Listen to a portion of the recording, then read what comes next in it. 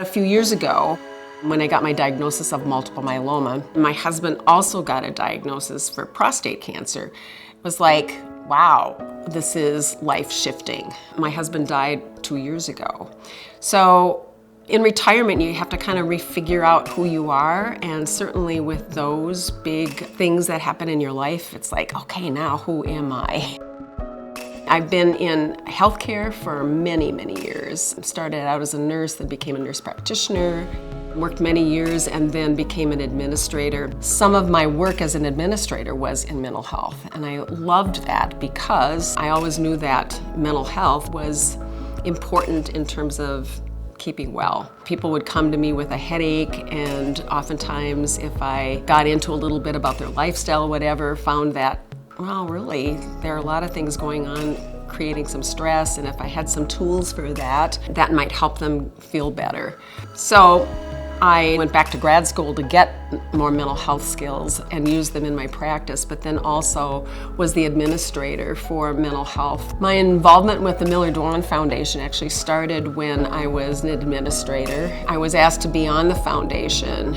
Their goal that year was to build the Solvay house that was a home-like facility for end-of-life care. And then building Amber Wing with the Miller-Dwan Foundation really helped kids manage problems. So when I retired, I was like, oh, I'm not going to be a part of the foundation board anymore. And then, lo and behold, I got a call telling me the big strategy that they had done in terms of, can we do mental health differently in this community?